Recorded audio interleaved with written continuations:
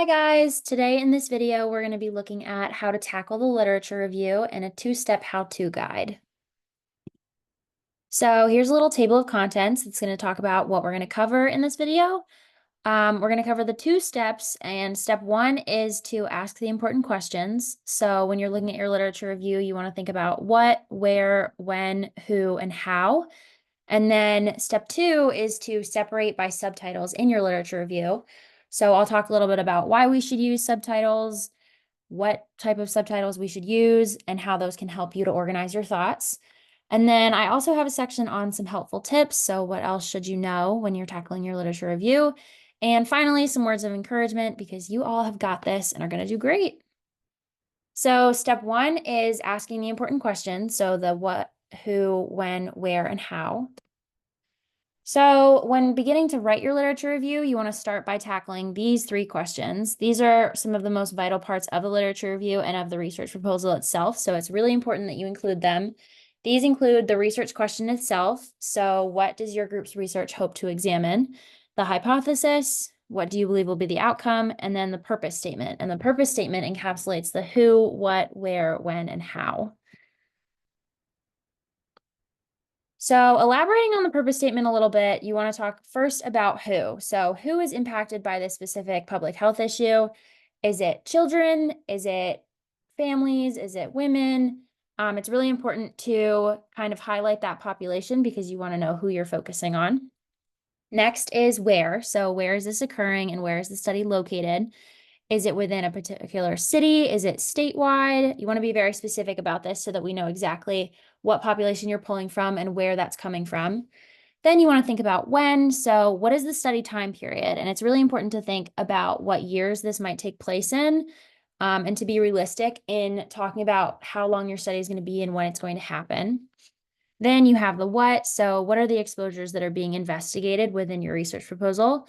And finally, the how. And the how is looking at what your study approach is and whether you're doing primary research or secondary research. This is a little writing tip I have that I wanted to include. I feel like making a broad list or a dump of answers to questions about who, what, when, where, and how will really help you with section two, even if it's just a bulleted list or a brain dump or a word map or even just a list of random words in a Google Doc. This can be a really helpful tactic to use when approaching writing your formal proposal. Step two is organizing and elaborating, and we're going to talk a lot about subtitles here. So subtitles will allow you to organize parts of your secondary research, so the past literature that you've already read that you found, into your formal literature review. This not only helps your brain to categorize, but it also gives context to which pieces are important within your research proposal. So some possible sections might include talking about the health topic and the population. So if you're looking at mental health in children in foster care, then that would be one of your first subtitles. For another section, you could do the health topic and the location. So maybe you're looking at mental health in Raleigh, North Carolina.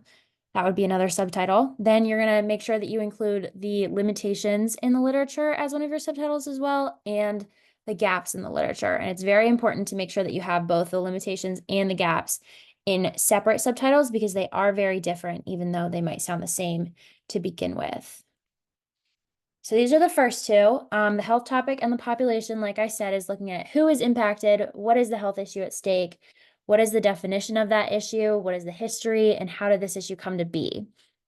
And then another possible subtitle, like I said, was the health topic and the location. So focusing on where is this issue happening, what location have you chosen to focus on, and why are you focusing on that specific place?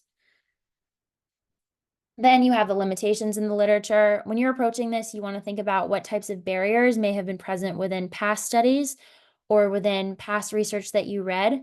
So maybe a study was online and couldn't reach people that didn't have a device, or maybe a study was only done for a few days at a time, and had it been longer, it could have reached more people.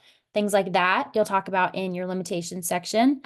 And then finally, you'll also have a gap in the literature section. And this is very important because this focuses on what research still needs to be done and where future research should focus on, that hasn't been covered in the literature that you've already read. So you want to think about, even though this certain research has been done, what research is missing, and what gaps could be filled by possible future research.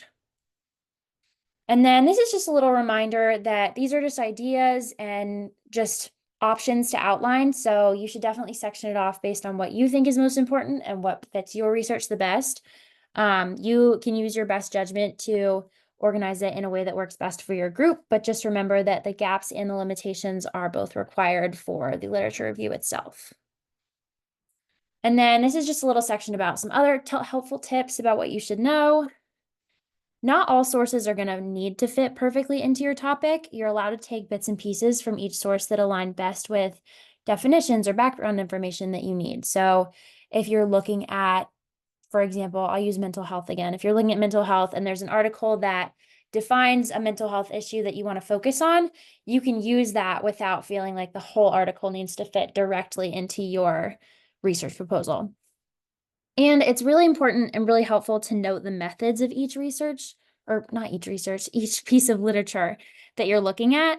I feel like this helps you a lot in designing your own proposal and is also a great way to recognize how different methods and study designs have been incorporated into real life circumstances. I know you guys are starting to look at all of the study designs and starting a big study design project. So being able to read literature and understand what study designs might have been implemented not only helps you to understand how you can put that into your research proposal, but also helps you to understand how that happens in real life. And then I just wanted to make a little appointment reminder as well. I am here to be a resource for you all throughout the entire writing process, whether that means coming in with just a brainstormed list or coming in with a full literature review done. I have lots of slots open throughout the upcoming weeks for you guys to make appointments. And to schedule an appointment, you can feel free to visit the Writing Center website, or you can watch the little booking an appointment with Bria video that I made a couple weeks ago. And then it's also important to remember that you can do this. You have what it takes to be successful. And feel free to use this guide, the rubric, and of course your methods team, so Dr. Faustin, Jillian, and I, for help.